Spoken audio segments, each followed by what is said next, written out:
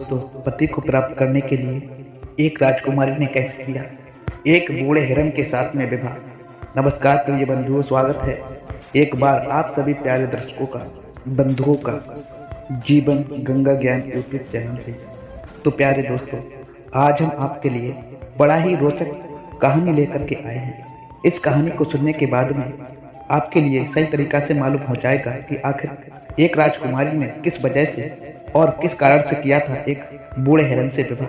तो प्यारे दर्शक बंधु, पूरी जानकारी पाने के लिए कृपया करके आप हमारे वीडियो की समाप्ति तक और आप हमारे इस चैनल पर बने रहें। और दोस्तों, इस छोटी सी वीडियो के माध्यम से आप आज जानेंगे आखिर एक राजकुमारी ने किस वजह से एक हिरण के साथ में विवाह किया था।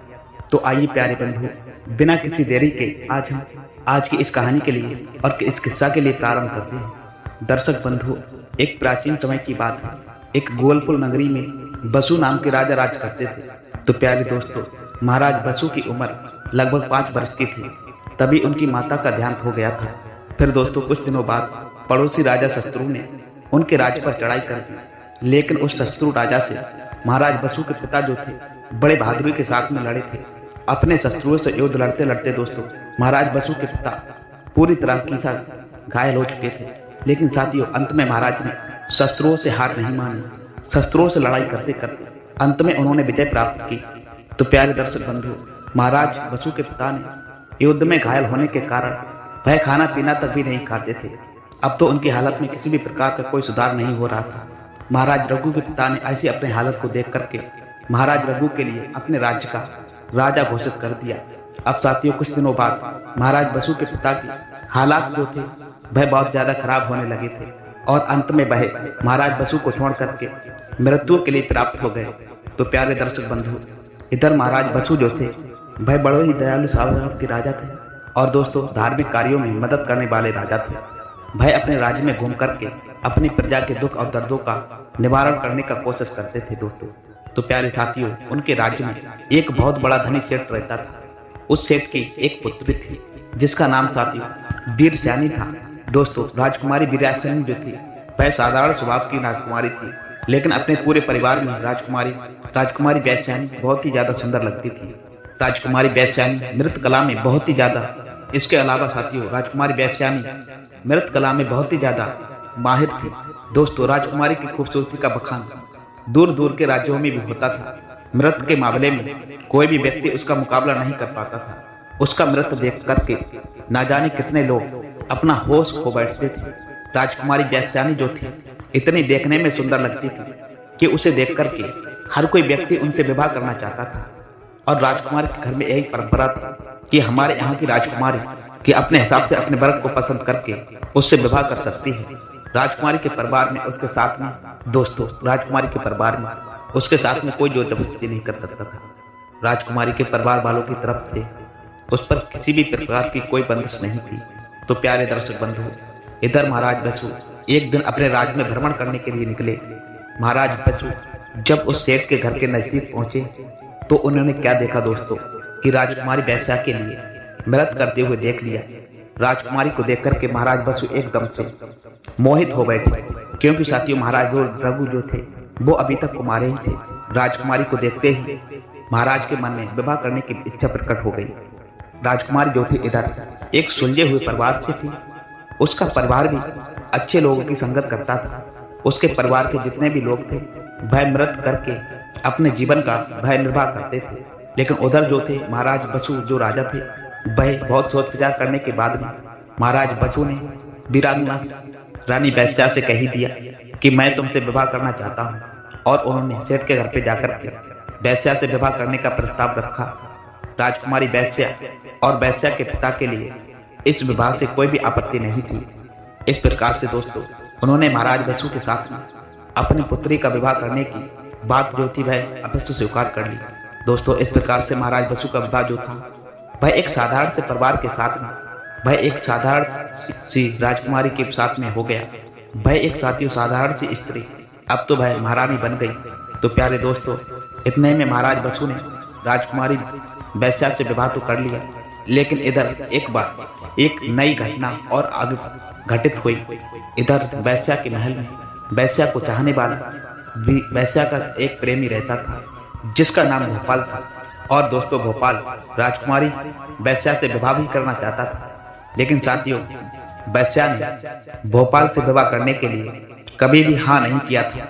इधर साथियों, राजकुमारी वैश्या ने जब महाराज बसु से विवाह कर लिया, यह बात सुनकर के भाई भोपाल जो था, वैश्या के अपने में वह बहुत ही क्रोधित हो उठा, क्योंकि साथियों भाई चाहते हुए भी इस विवाह का वह विरोध नहीं कर सकता था। इसीलिए भोपाल इस बात को सोच करके चुप रह गया। लेकिन इधर साथियों, भोपाल मन ही मन महारानी वैश्या को प्राप्त करने की योजना बनाने लगा था। उसके पड़ोस में ही एक बहुत ही सुंदर सा नगर था।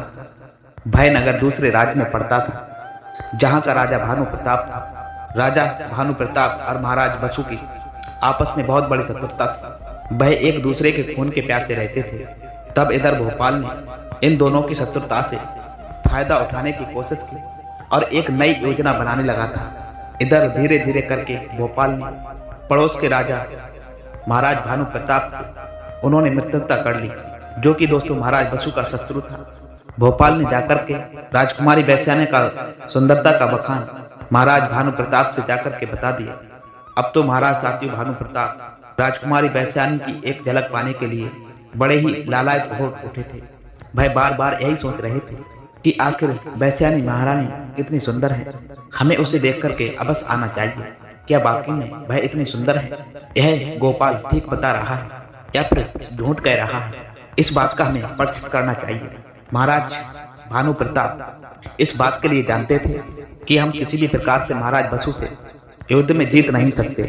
इसीलिए महाराज भानु प्रताप ने एक नई योजना बनाई कि पहले तो मैं महाराज बसु की बैर और सारी दुश्मनी भुला करके क्यों ना उनसे मैं जाकर के अपनी मित्रता का हाथ बढ़ा दूं, क्यों ना मैं उनसे जाकर के मैं मित्रता कर सकूं। इस प्रकार से साथी महाराज बसु के पूरे राज भेद में और जानने के बाद में और उसके बाद में मैं उसके राज पर चढ़ाई कर दूंगा।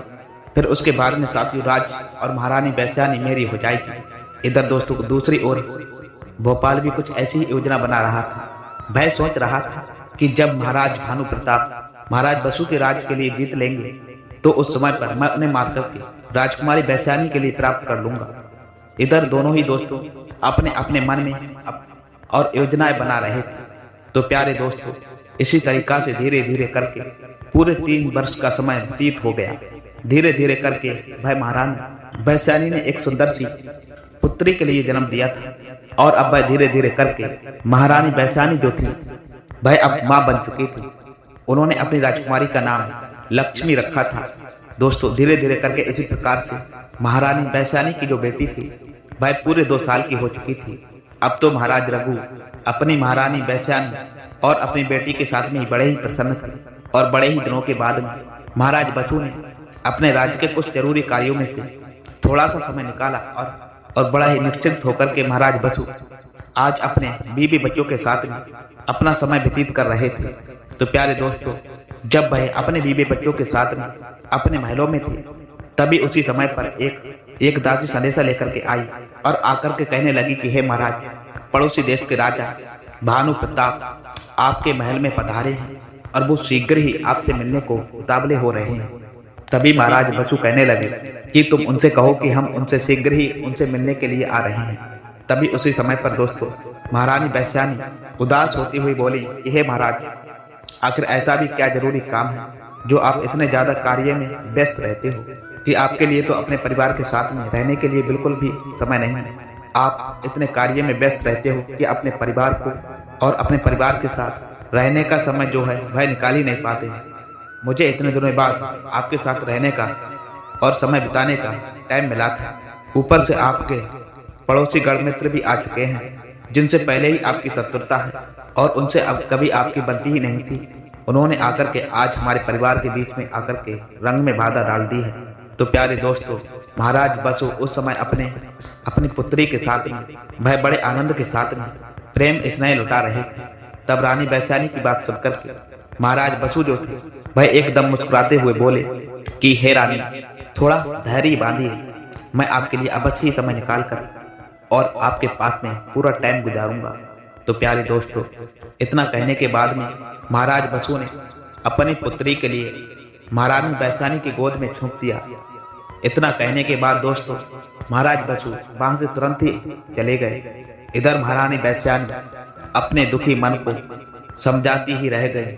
तो प्यारे दोस्तों, उस मुलाकात में राजा भानु प्रताप ने महाराज बसु से आपसी दुश्मनी भुला करके दोस्ती करने के लिए कहा और मित्रता का हाथ बढ़ाया था और उससे यही प्रस्ताव रखा।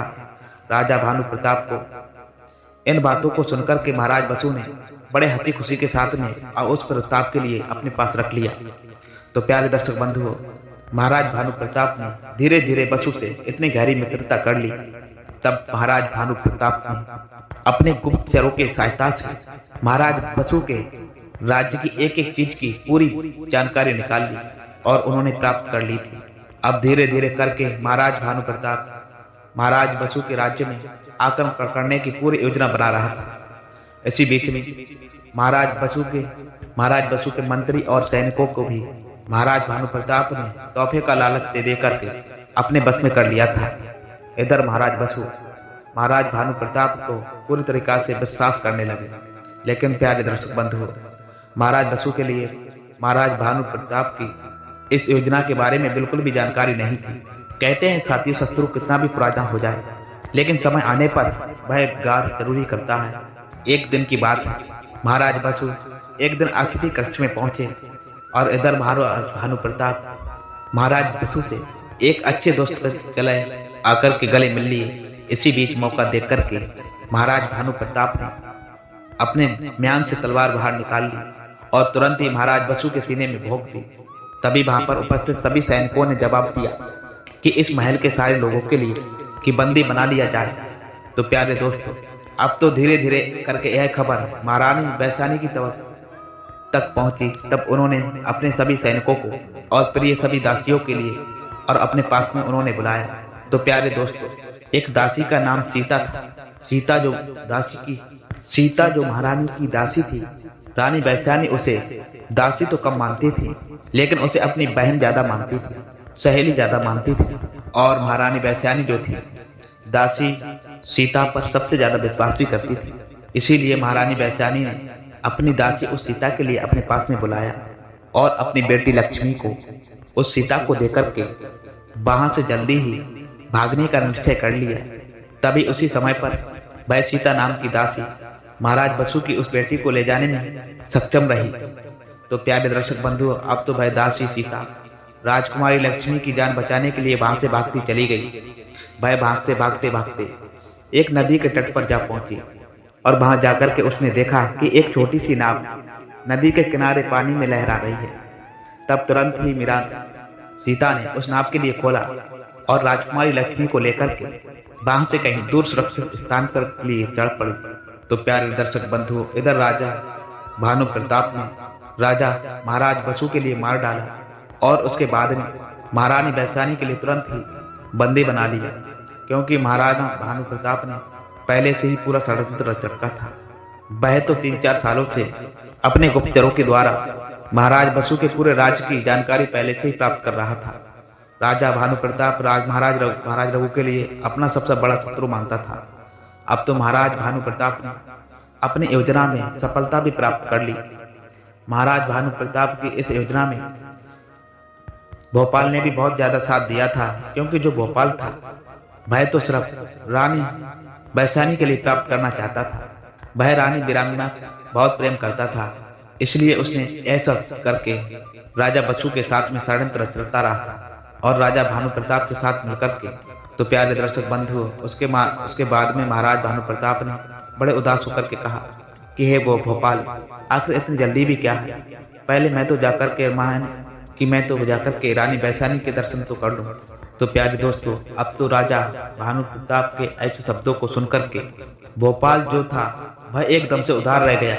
अब तो भोपाल के भी लिए लगने लगा कि ऐसे दुष्ट राजा से हाथ मिलाकर के मुझे ऐसा लगता है कि मुझसे बहुत बड़ी भूल हो चुकी है। अब तो भोपाल के लिए भी अपने करनी पर पश्चाताप होने लगा। भोपाल के लिए अब लग रहा था कि मैंने आज बहुत बड़ा अपराध कर दिया है, बहुत बुरा कर दिया है।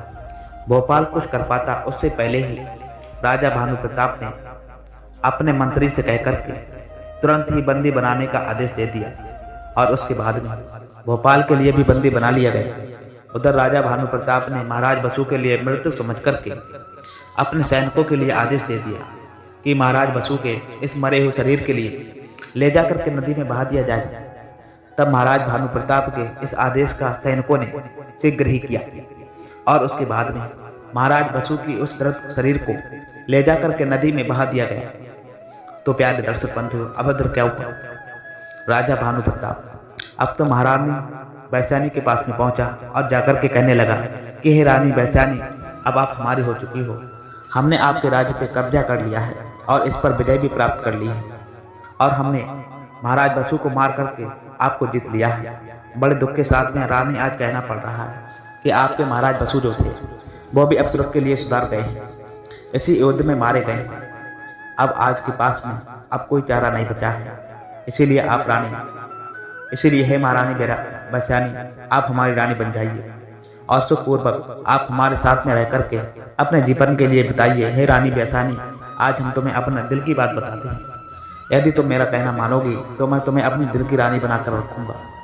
तो प्यारे दर्शक बंधुओं, इतना कहने के बाद में अब तो महारानी वैशाली बोल उठी कि अरे नीच पापी दुष्ट, तूने अपने ही मित्र के साथ इतना बड़ा विश्वासघात किया है। तू तो बहुत बड़ा शत्रु था, तूने उनसे हाथ मिला करके उनका ही खून कर डाला है। अरे दुष्ट, तुझे तो नरक में भी जगह नहीं मिलेगी तेरे जैसे नीच पापी के साथ में। आखिर महारानी वैशाली क्या शादी करेगी तेरे साथ में? तो एक दासी में विवाह नहीं करेगी। हे नीच प्राणी, तूने मेरे पति को मार करके ये अच्छा नहीं किया है। तूने मेरी पत्नी की हत्या की दी है, इसकी सजा तो तुझे अवश्य मिलेगी। तुझे नहीं पता नीच, तेरे इस कारनामे के लिए ईश्वर सब कुछ देख रहा है। देख लेना, ईश्वर एक ना एक दिन हमारा न्याय जरूर ही करेगा। तो ये मत पता कि इतना बड़ा घिनौना पाप करके तू बच जाएगा। तो प्यारे दोस्तों, अपने पति की हत्या पर महारानी वैशाली जो थी वो बड़ी ही क्रोधित थी। महारानी वैशाली का क्रोध देख करके महाराज भानु प्रताप जो थे वो एकदम से डर गए और राजा भानु प्रताप के लिए लगने लगा कि यदि मैंने रानी वैशाली से ज्यादा मैंने भूचावरी की या ज्यादा बहस की तो ये गुस्से में आकर के कहीं कोई गलत उल्टा सीधा कदम ना उठा ले।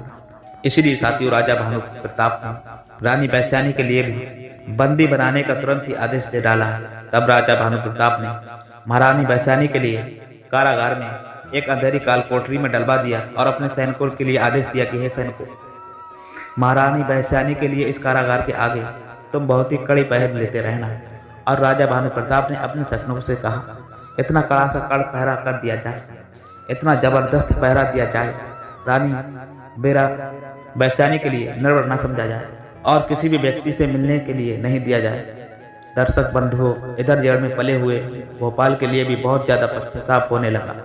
अब भोपाल भी इस बात के लिए भी अच्छी तरीका से समझ चुका था कि मैंने तो महारानी वैशाली से प्रेम किया था, तो क्या हुआ?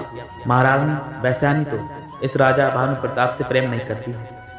भोपाल तो यह समझता था कि महाराज बसु के साथ में उसकी शादी जो थी वो जबरदस्ती की गई थी, क्योंकि महारानी वैशाली जो थी वह भोपाल से प्रेम करती थी। जब उसे इस बात का अनुभव हुआ, अब राजा भानु प्रताप के लिए यह अनुभव हुआ कि रानी वैशाली तो मुझसे बिल्कुल भी प्रेम नहीं करती है, तो अब उसे अपनी करनी पर बहुत ही ज्यादा पश्चाताप हो रहा था कि उसने महारानी वैशाली के साथ में चल करके बहुत बड़ा अपराध किया है। इधर भोपाल भी इस बात को सोच कर बड़ा परेशान हो रहा था। वो भी इस बात को लेकर के पश्चाताप कर रहा था। वो ये सोच रहा था कि पता नहीं महारानी वैशाली की बेटी अब कहाँ होगी। वो बार बार इस बात को सोच करके पश्चाताप कर रहा था कि जिससे उसके द्वारा की गए इन पापों से उसे मुक्ति मिल सके। भाई इस बात को सोच करके बड़ा ही पश्चाताप करने लगा। पता नहीं महारानी वैशाली के साथ में क्या क्या हुआ होगा, उसकी बेटी लक्ष्मी रानी कहाँ होगी। अब तो उसे अपनी करनी के पर भी पश्चाताप करना पड़ेगा। तो प्यारे दर्शक बंधु, अब तो उसके मन में एक विचार था और एक ही भोपाल ने एक नई योजना बना डाली। अब तो भोपाल मन में सोच रहा था, भाई किसी न किसी हाल में रानी वैशाली से अपने द्वारा किए गए इन जघन्य पापों की मैं क्षमा मांगूंगा। एक दिन राजा भानु प्रताप भोपाल से मिलने के लिए कारागार में आया। तब भोपाल ने कहा कि हे महाराज, आज हमसे बहुत बड़ी भूल हो गई है, आप मुझे माफ कर दें। मेरे आपके साथ में इतने दुष्टता के साथ में व्यवहार किया है और आप तो राजा हैं, हमारे अन्नदाता हैं। परंतु महाराज, मैंने आपके साथ में कभी भी कोई विश्वासघात नहीं किया है, और अभी तक तो मैं जो रानी वीरांगना की जो पुत्री है वह अभी तक जीवित है, और ऐसे में पता नहीं और रानी वैशाली ने उसे कहाँ भेज दिया है। हे महाराज, यदि आपकी आज्ञा हो तो मैं रानी वैशाली से इस विषय में जाकर के मैं उससे पूछ सकता हूँ, क्योंकि महाराज रानी वैशाली मुझे सब कुछ ही बता देगी, क्योंकि वह मेरी बचपन से ही मित्र है, क्योंकि बचपन से ही वह मुझे जानती है और मैं उसे जानता हूँ, और बड़ी आसानी के साथ में रानी वैशाली और वह मुझ पर विश्वास भी कर लेगी, और उसे इस बात की भी जानकारी नहीं है कि मैंने आपसे हाथ मिला लिया है, क्योंकि वह इस बात के लिए भी नहीं जानती है कि मेरी योजना के अनुसार कि आपने काम करके इस राज की और इस राज के लिए आपने जीता है, इस राज पर आपने चढ़ाई की है। रानी वैशाली तो इस बात से बिल्कुल ही अनजान है। तो महाराज, मैं उसके बचपन का मित्र हूँ। जो भी राज मैं उससे पूछूंगा, जो भी जानकारी मैं उससे लूंगा, वह तुरंत ही विश्वास करके मुझ पे वह मुझे अवश्य बता देगी। इसीलिए हे महाराज भानु प्रताप, यदि आपके लिए मेरे ऊपर विश्वास है तो आप मेरी बातों पर विश्वास कीजिए, और यदि रानी वैशाली की पुत्री हमें मिल गई तो हम उस पर कई एक प्रकार के दबाव डाल सकते हैं, फिर वह आपसे विवाह कर लेगी। तो प्यारे दोस्तों, राजा भानु प्रताप ने उस समय तो कुछ नहीं कहा। इतना सुनने के बाद में वह वहां से चले गए। अब तो राजा भानु प्रताप भी अपने महल में जाकर के रात भर सोच विचार किया इसी मामले पर कि भोपाल जो ये बातें हमें बता रहा है, क्या यह बातें वह सही हैं। उन्हें भोपाल के द्वारा बता गई बातें सही लगी, क्योंकि महाराज भानु प्रताप जो थे वह तो रानी वैशाली के लिए प्राप्त करना चाहते थे, उसे बहुत चाहते थे। तो प्यारे दर्शक बंधु, अब तक दूसरे दिन के लिए राजा भानु प्रताप फिर से भोपाल के पास में कारागार में गए और उस विषय में बात करने लगे। तब भोपाल ने राजा भानु प्रताप के लिए इस बात पर विश्वास दिलवाया कि हे महाराज, इस बार मैं आपकी बात मानकर और सम्मान रखूंगा। बस एक बार मैं आप मेरी बात रानी वीरांगना से बात करवा दीजिए। मैं उसके लिए आज मैं अपनी बातों में झांसे में इस तरह भांसूंगा कि वह सब अपनी मन के बात एक पल में ही मुझे बता देगी। लेकिन महाराज, आप एक बात का ध्यान रखिएगा कि उस समय पर वहां पर कोई नौकर और पहरेदार भी नहीं होना चाहिए, नहीं तो रानी वैशाली मुझे इस बात की शंका हो जाएगी कि हम लोग कोई नया षड्यंत्र रच रहे हैं। दूसरे दिन योजना के अनुसार भोपाल जो था वह रानी वैशाली के लिए मिलने के लिए पहुंच गए। भोपाल ने जाकर के देखा कि वीरांगना और हाथ में और पैरों में हथकड़ियां पड़ी हुई, रानी के केस बंधे हुए थे, रानी के शरीर पर कोई भी आभूषण नहीं था। रानी वैशाली आंखें जो थी वह रो रो कर सूज गई थी। तो प्यारे दर्शक बंधु, रानी वीरांगना का ऐसा हाल देख करके अब तो भोपाल के लिए रोना आ गया। भोपाल ने पहले तो रानी वैशाली से जाकर के क्षमा मांगी और कहा, हे महारानी, आप मुझे क्षमा करें। आखिर मेरी गलतियों की वजह से तुम्हें इतना सारा कष्ट सहना पड़ रहा है। हे वीरांगनी, मुझे तो लगा था कि वह छपन करवट के माध्यम से मैं तुझे प्राप्त कर लूंगा, लेकिन मेरा यह उदाहरण गलत था। अब मेरी आत्मा मुझे बार बार धक्कार रही है कि जिस व्यक्ति से मैं इतना प्रेम करता था उसी के लिए मैंने पूरे संसार की परेशानी दे दी, उसके पति और उसके पुत्री के लिए उसे अलग कर दिया।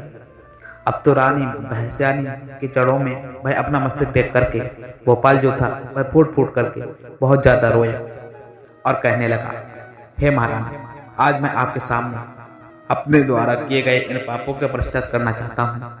तब रानी वैशाली बोली, हे भोपाल, अब तो समय गुजर गया है, जो हमारे साथ में गलत हो रहा है वो तो हो गया। आखिर अब रोने से अब पछताने से क्या लाभ? तुमने जो मेरे साथ किया वह दुष्टता आधल छल किया, उस वजह से मेरा पूरा संसार लौट गया है। अब तुम्हारे रोने से महाराज बसु तो वापस नहीं लौट कर आएंगे, लेकिन भोपाल, इसके अलावा यदि तुम्हें मेरा सहायता ही करनी है, मदद ही करनी है, तो जाओ मेरी बेटी लक्ष्मी की जाकर के रक्षा करो, सुरक्षा करो। जाओ उसे जाकर के खोजो। मैंने अपनी दासी सीता के हाथों उसे थोप दिया था। यदि तुमने उस लक्ष्मी की जाकर के सुरक्षा की तो मैं तुम्हें भोपाल हृदय से वास्तव में मैं आपको क्षमा कर दूंगी। तभी भोपाल कहने लगा कि हे महारानी वीरांगना, और आज से मैं और इसी समय से मैं यह शपथ लेता हूँ कि मैं आपकी पुत्री राजकुमारी की जो खोज है वह जरूर ही पूरी करूंगा, और मैं यह शपथ लेता हूँ अब मैं उसके लिए खोज कर ही रहूंगा, चाहे वह कहीं भी हो। और एक ना एक दिन देख लेना हे रानी, मैं तुम्हारे लिए भी न्याय दिलवा दूंगा। बस रानी, अब मैं तुमसे जो कहता हूँ वह आप करती जाओ। तुम्हें राजा भानु प्रताप के सामने थोड़ा सा अभिनय करना होगा। फिर भोपाल ने राजा भानु प्रताप के साथ में जो योजना बनाई थी वह योजना के बारे में रानी वैशाली के लिए पूरी जानकारी दे दी। यह सुनकर के रानी वैशाली कहने लगी कि हे भोपाल, इस बार तुम कोई छल नहीं करोगे। तब भोपाल ने कहा, नहीं रानी वैशाली, मैं इस बार तुम्हें वचन देता हूँ, और आज मैं तुमसे सच्चे हृदय से कहता हूँ कि आज के बाद में मैं तुम्हारे साथ में किसी भी प्रकार का कोई छल नहीं करूंगा। इतना सुनने के बाद में रानी वैशाली ने उसे पूरी अनुमति दे दी। सारी योजना बनाने के बाद में भोपाल ने रानी वैशाली से जाने की अनुमति मांगी, और अनुमति लेने के बाद में वह राजा भानु प्रताप के पास में पहुंचा। उसने जाकर के राजा भानु प्रताप से कहा कि हे महाराज, राजकुमारी लक्ष्मी का पता चल गया है, लेकिन महाराज, लक्ष्मी का पता मैं आपके लिए तभी बताऊंगा जब आप रानी वीरांगना के लिए अपनी जेल से मुक्त कर दोगे। तब राजा भानु प्रताप ने गोपाल से कहा कि आखिर ऐसा क्या है, ऐसा क्यों? तभी गोपाल ने जवाब दिया कि महाराज, वह है इसलिए कि जिस परेशानी में मैंने आज रानी वीरांगना वैशाली के लिए देखा है, यह मेरे लिए बहुत ही ज्यादा और दुखदायक, कष्टदायक था। और आप तो महाराज जानते हैं कि मैं वीरांगना से ही प्रेम करता था, और उसके साथ में मैंने बहुत बड़ा विश्वासघात किया था, उसे बहुत बड़ा दुख पहुंचाया था।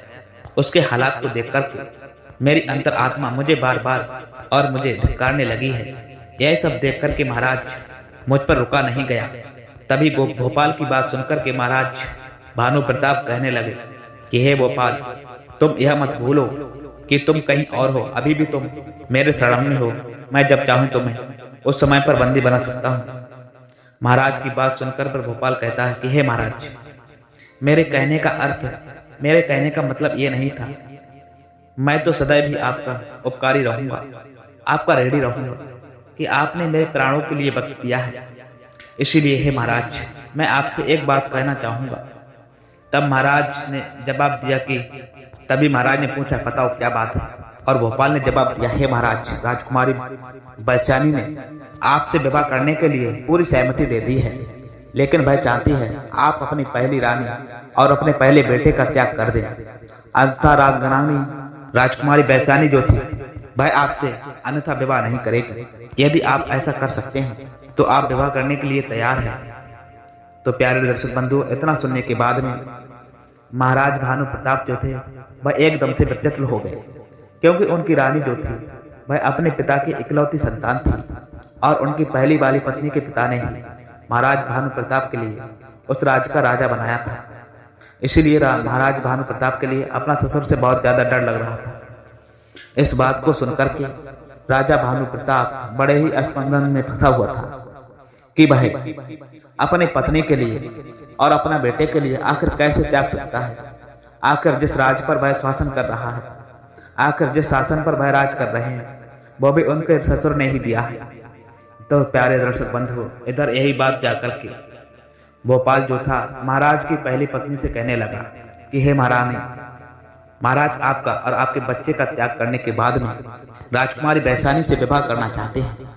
इसीलिए हे महारानी, यदि ऐसा हुआ तो आपके बेटे का अधिकार छिन जाएगा, और हो सकता है आपके लिए महाराज शायद कारागार में बंदी बना करके डाल दे।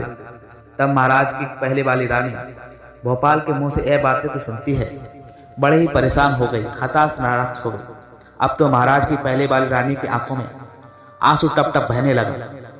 महाराज की पहले वाली रानी ने कहा कि हे भोपाल, आखिर हमारे महाराज हमारे साथ में इतना बड़ा धोखा कर रहे हैं।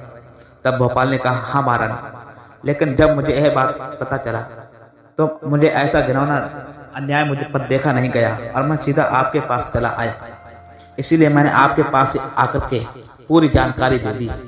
हे महारानी, मैंने सोचा क्यों न चल करके महारानी के लिए बता देना चाहिए, इसीलिए मैं आपके पास में चला आया। तब महाराज की पहले वाली रानी ने कहा कि हे भोपाल, आखिर तुम ही बताओ इस समस्या का समाधान कैसे है। तब भोपाल ने जवाब दिया कि हे महारानी, अब तो एक ही समाधान है यह कहने के बाद में भोपाल एकदम से चुप हो गया। तब रानी ने जवाब दिया, कहो भोपाल, आखिर तुम्हारे हिसाब से कोई समाधान है क्या? भोपाल ने जवाब दिया कि महारानी, इसका एक ही जवाब समाधान है। यदि आप रातों रात महारानी बैसानी के लिए रातों रात अपने पति की उन जेलों से मुक्त करवा दें और मैं रातों रात महारानी बैसानी के लिए यहाँ से ले जाकर के कहीं दूर राज्य में छोड़ आऊंगा, बस रानी, मेरे हिसाब से इससे आज समस्या का निवारण हो जाएगा। क्योंकि रानी, जब मैं रानी बैसानी नहीं रहेंगी तो आपके पति रानी बैसानी से विवाह ही नहीं कर पाएंगे और ना ही इसके बाद आपके लिए त्याग पाएंगे। तो महारानी, जब ना रहेगा बांस तो ना बजेगी बांसुरी। भोपाल का तो इतना कहना था। भोपाल की बात सुनते ही रानी ने कहा, यह अच्छा उपाय है भोपाल, यदि तुम्हारी बात सही है तो आज की रात से ही मैं इस योजना के लिए तैयार कर दूंगा, बस तुम तैयार रहना। तब भोपाल महाराज की पहले बारी रानी से कहने लगा, हे महारानी, मैं आपके पास में किसी भी समय आकर के खड़ा हो जाऊंगा, उस समय पर कृपया करके आप आदेश ही करना। तब रानी कहने लगी, आधी रात्रि के समय तुम एकदम से सतर्क रहना और मैं जाकर के रानी वीरांगना के लिए कारागार से बाहर निकलवा दे दूंगा। तब भोपाल कहने लगा, महारानी, एक बहुत बड़ी समस्या है। आज रात्रि में आपके महाराज रानी बैसानी के लिए नृत्य कला के लिए देखने वाले हैं, क्योंकि रानी बैसाली नृत्य कला में बहुत ज्यादा माहिर थी और उन्हें इसी वजह से कारागार से पहले ही मुक्त कर दिया जाएगा। तब इधर महाराज की रानी कहने लगी कि हे भोपाल, घबराइए मत, इस समस्या का समाधान भी मेरे पास ही है। मैं ऐसा करूंगी कि महाराज की भोजन में आग में नींद की दवाई मिला दूंगी, जिससे महाराज बेहोशी की अवस्था में सो जाएंगे और इससे हमारा काम भी सरल बड़े आसानी के साथ में हो जाएगा। तब भोपाल ने जवाब दिया कि यह ठीक रहेगा महारानी, लेकिन महारानी, आप जाकर के रानी बैसानी के लिए अपनी योजना के लिए पहले से समझा दीजिए। यदि आप रानी बैसाली से अपने मिलकर के आप अपनी योजना को उनके बारे में पहले ही बता देंगे तो रानी बैसानी पहले से ही सावधान और सतर्क हो जाएंगे। तब भोपाल की बात सुनकर के रानी ने जवाब दिया, हाँ ठीक कहते हो तुम। तब भोपाल कहने लगा, महारानी, राजकुमारी बैसानी जो है वह तो एक स्त्री है, वो बेचारी अपने पति से और अपनी पुत्री से दूर हो गई है। आखिर उसके लिए कितना बड़ा कष्ट होगा, कितना बड़ा दुख होगा, उसकी जिंदगी में क्या बीत रही है। आखिर रानी बैसानी के हृदय में कितना दुख भरा होगा। ये तो एक स्त्री के हृदय की बात है, दूसरी स्त्री समझ सकती है। तब रानी ने वो भोपाल से कहा, हे भोपाल, समय निकाल कर मैं राजकुमारी मीरना से मिलने के लिए जाऊंगी और संध्या के समय के लिए महाराज वन महल के लिए जाते हैं और मेरे हिसाब से उसी समय पर राजकुमारी बैसानी से मिलना सही रहेगा। तब भोपाल ने कहा, ठीक है महारानी, अब मैं यहाँ से चलता हूँ। यदि आपके पास में मुझे किसी ने देख लिया तो ये बात महाराज के पास पहुंच जाएगी। तो प्यारे दर्शक बंधु, इधर हुआ क्या, शाम के समय में महाराज भानु प्रताप जो थे वह महल में नहीं थे, वह राना बैसानी से मिलने का उचित समय समझ रहे थे। तभी वह उसी समय पर मौका निकाल करके रानी जो थी राजकुमारी बैसानी के कारागार में पहुंच गई। तब उसी समय पर रानी राजकुमारी बैसानी की सूरत को देख करके एकदम से अचरत रह गई और मन में रानी सोचने लगी कि ना ही तो राजकुमारी बैसानी के तन पर किसी प्रकार का कोई श्रृंगार, इसके तन पर भी फटे पुनारे वस्त्र हैं, फिर भी ये दिखने में राजकुमारी बैसाली बड़ी सुंदर मलूक लग रही है। आखिर देखने में इसका दूध जैसा सफेद रंग है, लंबे लंबे केस है और हाथों में बड़ी हथकड़ियां हैं, पाँव में बड़ियां हैं। तब उसी समय पर रानी ने जाकर के राजकुमारी बैसानी के हाथ में हथकड़ियां जो थी खुलवा दी। जब रानी ने जाकर के अपने महाराज के कारागार में राजकुमारी बैसानी के लिए देखा तो उससे पूछा कि हे राजकुमारी, आखिर आप कौन हैं? तब रानी बैसानी कहने लगी कि हे महारानी, मैं महाराज रघु की पत्नी राजकुमारी वीरांगना हूँ। और रानी वीरांगना से कहने लगी कि हे रानी वीरांगना, मुझे आपके दुख के बारे में सब कुछ पता है, लेकिन मेरे होते हुए अब आपके साथ में कोई अनर्थ नहीं हो सकता, कोई आपके लिए दुख नहीं पहुंचा सकता। मुझे सब कुछ मालूम हो गया है कि महाराज ने छल करके तुम्हारे राज के लिए अपने कब्जा में ले लिया है। अब महाराज भानु प्रताप तुझसे विवाह भी करना चाहते हैं, लेकिन जिसका विवाह पहले हो चुका है, लेकिन आपके साथ में जो पहले बुरा हो चुका था, उसके लिए मैं आपसे पति की तरफ से आपसे क्षमा मांगता हूँ। लेकिन राजकुमारी वीरांगना, मैं जो आपके साथ में घटित हो गया है, मैं उसके लिए खैर नहीं बदल सकता। तब राजकुमारी वैशाली कहने लगी कि हे रानी साहिबा, कृपया करके आप मुझसे क्षमा ना मांगे। मेरा नाम आप अवश्य ही वैशाली है, लेकिन भगवान ने मेरे भाग्य में तो दुखी दिख लिखते हैं। हो सकता है शायद भगवान की यही इच्छा है। और आप बताइए कि महारानी साहिबा, आप मेरे यहाँ पर क्यों पधारी हैं, क्यों आई हैं? फिर महारानी ने अपने साथ आई हुई अपनी उन दासियों से कहा कि हे दासियों, तुम कुछ क्षणों के लिए यहाँ से बाहर चले जाओ। उसके बाद में रानी साहिबा ने अपने द्वारा बनाई गई वो सारी योजना राजकुमारी वैशाली के लिए बता दी। जब राजकुमारी वैशाली ने यह बात सुनी, और साथियों मन ही मन में राजकुमारी वैशाली ने भोपाल के लिए धन्यवाद दिया, क्योंकि राजकुमारी वीरांगना के लिए गोपाल के द्वारा बनाई गई योजना वह सफल दिखाई दे रही थी। अब रानी वैशाली के लिए यह संभव लग रहा था कि मैं अब जाकर के अपनी पुत्री से मिल सकती हूँ। इधर राजकुमारी वैशाली जो थी अपनी पुत्री से मिलने के लिए छटपटा रही थी। तो प्यारे दर्शक बंधु, इधर राजकुमारी वीरांगना जो थी वह अपनी पुत्री को पाने के लिए बड़ा ही गुलमुला रही थी। राजकुमारी वीरांगना वैशाली इस बात को सोच रही थी कि मैं इस कारावार से बाहर निकलते ही सबसे पहले जाकर के मैं अपनी बेटी के लिए ढूंढूंगी। तब उसके बाद में राजकुमारी वैशाली के लिए दासियों ने उस कारावार से निकाल करके पहले ले जाकर के उसे हंदवाया और पहनने के लिए उसे फिर नए वस्त्र दिए, और उसके बाद में आभूषणों से 16 श्रृंगार करके इतना सब कुछ श्रृंगार करने के बाद में राजकुमारी वैशाली के लिए राजकुमार भानु प्रताप के सामने उनके दरबार में लाया गया। अब तो राजकुमारी वैशाली का 16 श्रृंगार देख करके, उसके रूप को देख करके महाराज भानु प्रताप जो थे उसके सौंदर्य को देख करके एकदम से चकित रह गए, उसे देखते ही रह गए।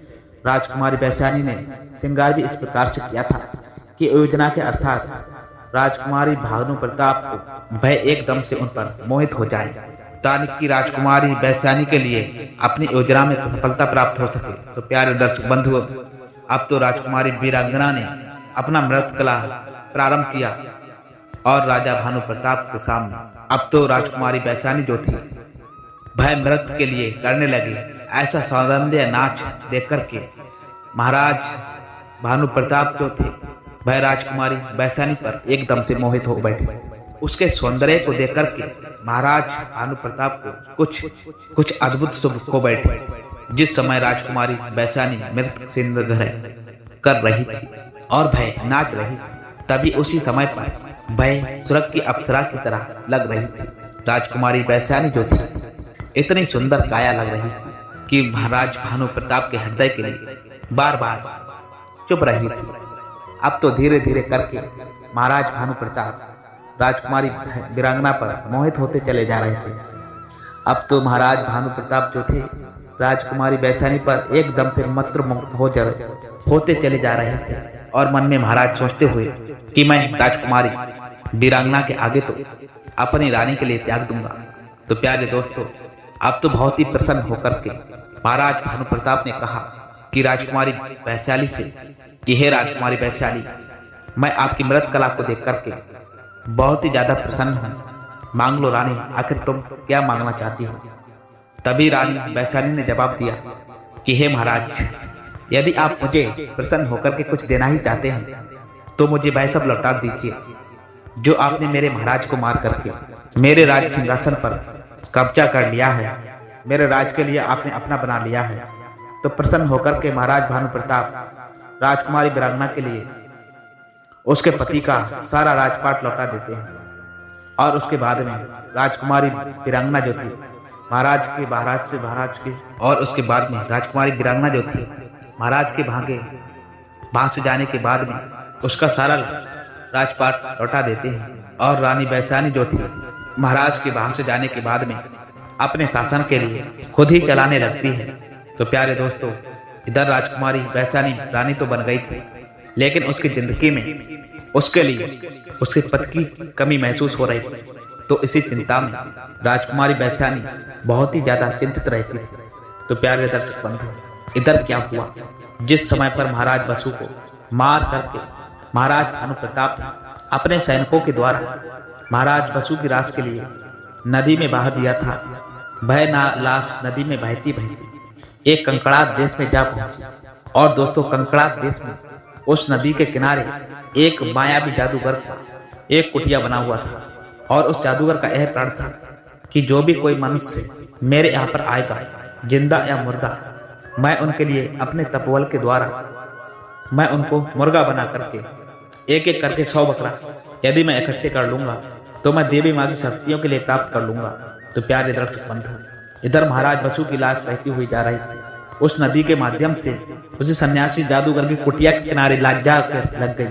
तभी सन्यासी ने अपने अघोरी से कहा, देखो जाकर के, ऐसा लगता है जैसे किसी की लाश बहती हुई जा रही है।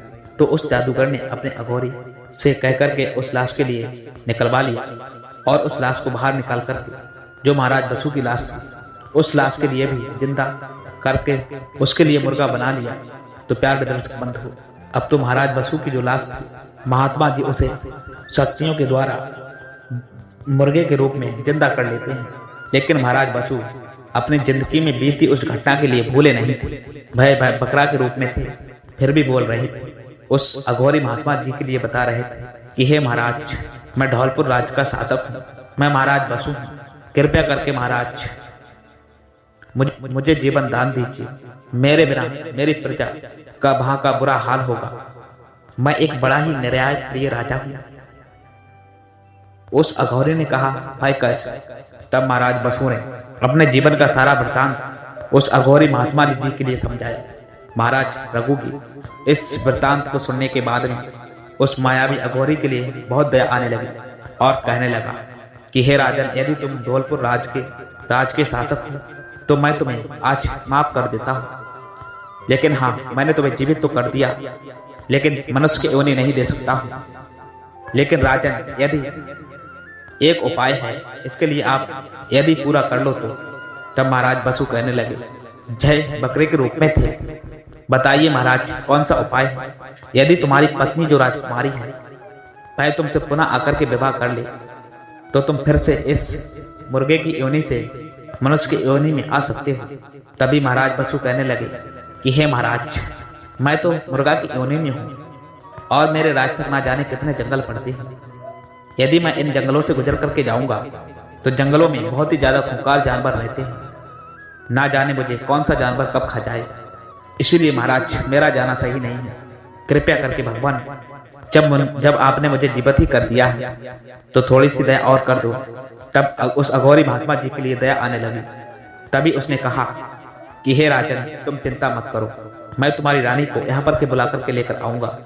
महाराज बसु को समझाने के बाद में वह अघोरी वहां से धौलपुर राज के लिए चल देता है और वहां पहुंच करके महाराज बसु की रानी से भिक्षा मांगने के लिए कहता है और भिक्षा डालने के लिए कहता है कि हे रानी, मैं 3-4 दिनों से भूखा हूँ। यदि तुम्हारे पास में कुछ खाने के लिए हो तो मुझे बता दो। लेकिन दर्शक प्यारे दोस्तों, इधर महारानी जो वीरांगना थी वह बड़ी ही हताश निराश रहती थी। अपने पति के वियोग में सन्यासी महात्मा जी के इतना आग्रह करने पर महारानी वैश्यानी कुछ भिक्षा लेकर के आई उस अघोरी को और महात्मा के लिए। जैसे ही साथियों भिक्षा लेकर के आई, तभी अघोरी महात्मा जी ने सब कुछ जान लिया कि रानी बहुत ही ज्यादा निराश रहती है अपने पति के वियोग में। तभी अघोरी महात्मा जी ने पूछ डाला कि हे रानी, आखिर तुम इतनी उदास क्यों रहती हो, क्या कारण है? अघोरी की बात सुनकर के महारानी वैश्यानी ने उस अघोरी को सारा वृत्तांत सुना डाला और कहा, हे रानी, यदि भगवान ने चाहा तो तुम्हारा पति तुम्हें अवश्य वापस मिल जाएगा। लेकिन रानी, तुम्हें मेरे साथ चलना होगा यदि तुम्हें अपने पति के लिए प्राप्त करना है तो। महारानी वैश्यानी ने जवाब दिया कि हे भगवान, भय कैसे? आपके राज के पास से जो नदी गुजर कर जाती है, उस नदी के द्वारा आपके पति की लाश बहती बहती कंकाल देश में मेरी कुटिया के पास बहती बहती पहुंच गई थी। तो मैंने उस लाश के लिए निकाल लिया और मेरा यह प्रण था कि जो कोई भी मनुष्य मेरे पास में आएगा जीवित या मृत, तो मैं उस मनुष्य के लिए अपने शक्तियों के द्वारा बकरा बना लूंगा और इस प्रकार से बकरा बना करके जब मेरे पास में 100 बकरे पूरे हो जाएंगे तो मैं देवी माँ की शक्तियों के लिए प्राप्त कर लूंगा। और इसी वजह से आपके पति की लाश भी बहती हुई मेरी कुटिया के पास किनारे और जा पहुंची थी। इसीलिए दोस्तों मैंने आपके पति के लिए भी बकरा बना लिया है। लेकिन रानी, मैं चाहकर भी आपके पति के लिए मनुष्य योनि नहीं दे सकता। लेकिन हाँ, एक उपाय है। यदि तुम अपने पति से पुनः जाकर के विवाह कर लो तो तुम्हारे पति फिर से मनुष्य योनि में आ सकते हैं।